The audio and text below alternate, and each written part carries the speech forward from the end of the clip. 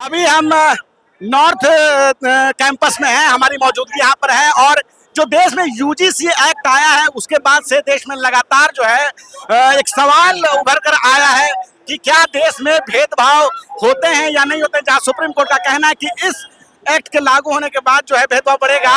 बहुत सारे लोग हैं, सुप्रीम कोर्ट का कहना है कि अस्पष्ट है। जितेंद्र जी, आप क्या कहना चाहेंगे इस पूरे मामले पर, जिस तरह से पूरा मामला हुआ है? देखिए, ये गजट नोटिफिकेशन दरअसल विश्वविद्यालयों में बराबरी लाने के लिए था, समता के लिए था। लेकिन एक खास तबका जिसका कि इन विश्वविद्यालयों पे कब्जा है, जिनका संस्थानों पे कब्जा है, वो लोग इसका विरोध कर करके इसको दरअसल स्टे ऑर्डर लेकर के आ गए। दरअसल कैंपसेज में जो जाति के आधार पर होने वाले भेदभाव की जो घटनाएं हैं वो पिछले सालों में बहुत बड़ी है। पार्लियामेंट्री कमेटी का आंकड़े तो कहते हैं कि 118% बढ़ी है, लेकिन मेरा मानना है कि उससे भी कहीं ज्यादा है, क्योंकि बहुत सारे केसेस को कैंपसेस में ऐसे ही प्रशासन के लोग जो है डिस्पोज ऑफ कर देते हैं। प्रशासन के लोग उनको कंसीडर ही नहीं करते, उस पर आगे कार्यवाही नहीं होती है, इसीलिए वो आंकड़े बहुत कम है। अदरवाइज आप देखेंगे तो बहुत ज्यादा तादाद में जो इस तरीके के केसेज है। दूसरी चीज, एक बात ये कही गई कि इससे जातिवाद बढ़ेगा। देखिए, जाति पहले से है तो बढ़ने का तो सवाल नहीं है, हाँ, लेकिन इससे ये जरूर होता है कि जाति के नाम पर होने वाला शोषण जो है वो एक्सपोज हो जाता है, और इसीलिए कि वो शोषण एक्सपोज ना हो, उन्होंने ये सब काम करना शुरू किया और इसका स्टे ऑर्डर लेकर के आ गए। जी, अच्छा, सरकार पहले जातिगत जनगणना को लेकर वो कहती कि हम करवाएंगे, अब वो कानून भी लेकर आई है, तो लेकिन सुप्रीम कोर्ट में जाके मामला फंस जा रहा है। आपको क्या लगता है, सरकार कहीं जानबूझकर कुछ लूपहोल छोड़ देती है? देखिए, ये सरकार इस गजट को नहीं लाई थी। पिछले 10-12 सालों का एक आंदोलन था जो इस तरीके की जो सांस्थानिक हत्याएं थी उनके खिलाफ में चल रहा था। वो मामला सुप्रीम कोर्ट में था और उसके दबाव में एक सरकार को पार्लियामेंट्री कमेटी बनानी पड़ी और उसके बेसिस पे गजट आया।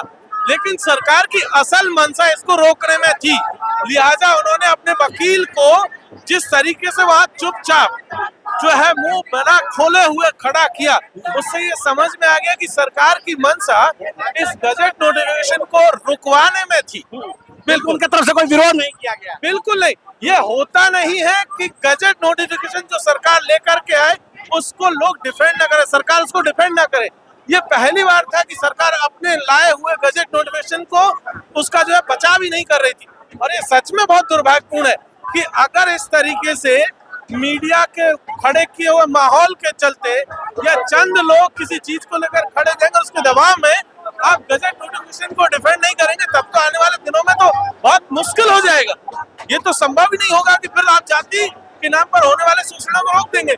आज गजट नोटिफिकेशन का मामला है, कल ST/SC एक्ट पर आएगा, परसों आरक्षण पर आएगा, तो फिर तो ये संस्थानों से, इस समाज से और इन संस्थानों की हिस्सेदारी से आप ST से उसी को बेदखल कर देंगे, इस तरीके के दबाव में। तो ये बहुत गलत ट्रेंड जो है सुप्रीम कोर्ट ने सेट किया, सरकारों ने सेट करवाया। जी, अच्छा, मेन स्ट्रीम मीडिया जो है देश में उसकी बहुत बड़ी पहुंच है और उसके जो एंकर है मेन स्ट्रीम मीडिया के जो लोग हैं, उन्होंने बहुत विस्तार से बताया कि कैसे ये कानून गलत है। उस पर क्या कहना चाहेंगे? देखिए, मीडिया में किसका कब्जा है?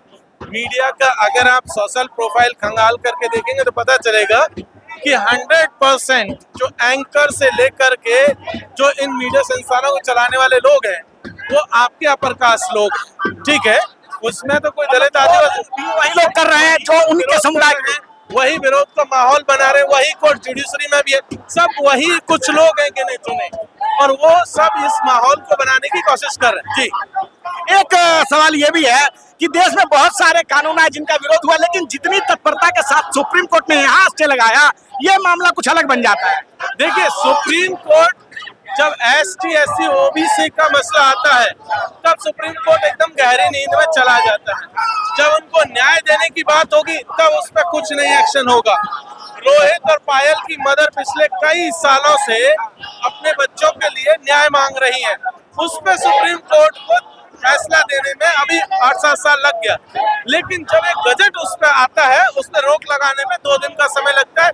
1 दिन पहले मामला कोर्ट में जा रहा है, अगले दिन उस पर स्टे लग जाता है। ये सच में इस बात को दिखाता है कि इस देश का पूरा सिस्टम जो है वो अपर कास्ट के द्वारा किस तरीके से कंट्रोल किया जा रहा है। वो मीडिया हो, जो आपके न्यायालय हो या सरकार हो या बाकी के संस्थान, सब खास लोगों के द्वारा कंट्रोल किए जा रहे हैं। एक बहुत सामान्य सा सवाल जो बहुत सारे लोगों के मन में होता है कि अब देश में जातिवाद नहीं है, अब तो देश बदल गया है, देश अंतरिक्ष में जा रहा है, चांद पे उतर रहा है, मंगल ग्रह की खोज कर रहा है, और लेकिन अभी भी भारत जो है वो जाति के मुद्दों पर यहाँ बातचीत चल रही है, और जो लोग कर रहे हैं ये लोग जातिवादी हैं ना, वो लोग तो जातिवाद को दूर करने का प्रयास वो लोग करते हैं। देखिए, जो लोग प्रधानमंत्री जी को इतना पसंद करते हैं, वो लोग इस नोटिफिकेशन के आने के बाद 3 दिन में प्रधानमंत्री की जाति का पता लगा लिए। हम लोग तो आज तक पता नहीं लगा पाए कि प्रधानमंत्री की जाति कौन सी है, लेकिन वो प्रधानमंत्री की जाति का पता लगा लिए। वही लोग इस देश के शिक्षा मंत्री को न जाने किस किस तरीके से संबोधित कर रहे हैं। तो इससे पता चलता है कि जातियां एग्जिस्ट करती है नहीं करती है। दूसरी चीज कि भाई जब सरकारें इस बात को क्लेम करती है, जैसे बीजेपी सरकार ये क्लेम करती है कि हमने एक आदिवासी को राष्ट्रपति बना दिया, जी हाँ, हमने इतने लोगों को, ओबीसी के इतने लोगों को जो है मंत्री बना दिया, मुख्यमंत्री बना दिया, इतने लोगों को, दलितों को ये कर दिया। इसका मतलब ये है कि जाति तो एग्जिस्ट करती है। तो जाति गई कहाँ थी? जाति कहीं नहीं गई, जाति यहीं कहीं है। बस आपको अपनी पसंद के हिसाब से चुनना है कि जब जाति से आपको बेनिफिट मिलेगा तब तो आप कहेंगे कि ठाकुर पंडित जीते, और जब जाति से बेनिफिट आपको लगेगा कि इससे नुकसान हो रहा है तब आप जाति नहीं है का ढिंडोरा पीटना शुरू कर देते हैं। जी हाँ, मीडिया भी यही चला रही थी कि ठाकुर पंडित जीते और जो है SC ST OBC हारे। इस लाइन पे आप क्या कमेंट करना चाहेंगे? देखिए, बिल्कुल इससे पता चलता है ना कि ये न्यू नॉर्मल है, कि आपको लगता है कि ये जीत जो है ठाकुर पंडितों की जीत है। आप ये मान के चल रहे हैं कि अपर, और हम तो कह ही रहे कि भाई अपर कास्ट में यही 2 तबका है, बाकी तो सब ऐसे ही है, असली मजे तो यही 2 लोग ले रहे हैं। तो भाई उन्होंने इस बात को एक्सेप्ट कर लिया कि हाँ ये जीते। भाई हम तो ये कह ही रहे हैं कि जाति है और उसी आधार पर भेदभाव भी है, तो हम उसी भेदभाव को खत्म करने की बात कर रहे हैं। और रही बात जाति खत्म करने की, तो जिन लोगों ने बनाई है वो लोग खत्म करें, जो अपना प्रिविलेज छोड़े। अगर जिस दिन इस देश का शंकराचार्य कोई दलित आदमी हो जाएगा, इस देश का कोई धर्माचार्य कोई जो है आदिवासी महिला हो जाएगी, उस दिन हम लोग मान लेंगे कि हाँ जातिवाद खत्म हो गया और जनसंख्या का अनुपात में सबको बराबरी का हक मिल गया। अभी तो आपकी स्थिति यह है कि आप ओबीसी की जनगणना तक नहीं करा पा रहे, तो कैसे हम मान लें कि आप जाति खत्म करती है? दूसरी चीज, सुप्रीम कोर्ट ने अपने वर्डिक्ट में एक बात कही। सुप्रीम कोर्ट खुद ये कह रहा है कि जाति के भीतर भी जो है लेयर के भीतर लेयर है। तो अगर सुप्रीम कोर्ट इस बात को मान रहा है कि भाई जाति के अंदर जातियां काम कर रही है, इसका मतलब जातिवाद तो एग्जिस्ट करता है ना। आप ये कैसे डिनाई कर रहे हैं कि जाति खत्म करने की सिलसिला शुरू हो रहा है? और जाति खत्म करने के लिए मुहिम किसने चढ़ी? बाबा साहब ने कहा था कि अंतरजातीय विवाह कीजिए, किसने जाति? संघ भी कहता है, संघ भी कहता है। तो अंतरजात वो तो शादी नहीं कर रहे, हाँ, वो तो एक और खराब चीज कर रहे हैं। लेकिन अगर जाति खत्म करना था तो बाबा साहब ने जो रास्ता बताया तो उसमें तो कोई चला ही नहीं, तो जाति खत्म कैसे होगी? तो यही चीजें हैं जो आप सबके सामने मतलब खुल के आ गई। अब बात जो है, एक UGC एक्ट जब लागू हुआ तो एक वीडियो बड़ा वायरल हुआ जिसमें एक व्यक्ति ये कहता हुआ सुनाई देता है कि UGC एक्ट लाकर गधों को घोड़े बनाओगे। देखिए, कौन गधा है कौन घोड़ा है ये तो कहना बहुत मुश्किल है। हम तो इंसान को इंसान बनाने की लड़ाई लड़ रहे हैं। तो ये कमेंट आया या इस तरह की जो बातें हो रही हैं, वो मान रहे होंगे कि वो गधे हैं, दूसरे लोग घोड़े हैं, तो यही कहा जा सकता है। क्योंकि भाई जो तुलना जिससे करेगा वो अपने आप को गधों में तो शामिल रखेगा ही ना।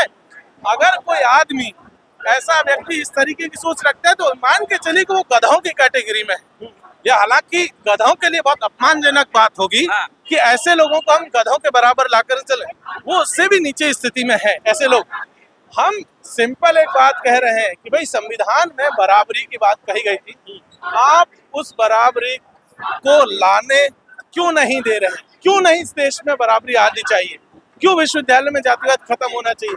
आप चाहते हैं कि वो चले और इसीलिए उन्होंने ये एक्ट रुकवाया है। तो यहाँ से ये समझना बहुत जरूरी है कि वो लोग जाति बढ़ाने वाले लोग हैं, हम लोग जाति के नाम पर होने वाले भेदभाव को खत्म करने वाले लोग। जी चलिए ठीक है। तो हमारे साथ बात कर रहे थे अभी जितेंद्र मीना, प्रोफेसर है, और जिस प्रकार से उन्होंने बताया कि कैसे जाति जो है भारतीय समाज में एग्जिस्ट करती है। अगर हम 2014 की बात करें तो खुद प्रधानमंत्री नरेंद्र मोदी अपने चुनावी भाषण में कहते हैं कि मैं ओबीसी का बेटा हूं, और इसके बाद उनको जो है ओबीसी का बहुत ज़्यादा समर्थन मिलता है। लेकिन जब आज ओबीसी समुदाय को जब यूजीसी एक्ट के द्वारा न्याय मिलने की बात आई तो मीडिया के द्वारा एक नैरेटिव कहा गया और बताया गया कि इससे जातिवाद बढ़ेगा और इससे कहीं ना कहीं समाज में भेदभाव बढ़ेगा, और उसको लेकर जो नैरेटिव बना उसके बाद सुप्रीम कोर्ट ने इस कानून पर रोक लगा दिया। लेकिन अब जो है SC ST ओबीसी के लोग जो है लगातार जो है उसको लागू करवाने के लिए आज हम देख रहे हैं कि किस प्रकार से कैंपस में और पूरे देश में कल पटना यूनिवर्सिटी में आंदोलन हुआ और आज दिल्ली यूनिवर्सिटी के कैंपस में ये सब चल रहा है। फिलहाल इतना ही। मैं रंजन कुमार, धन्यवाद।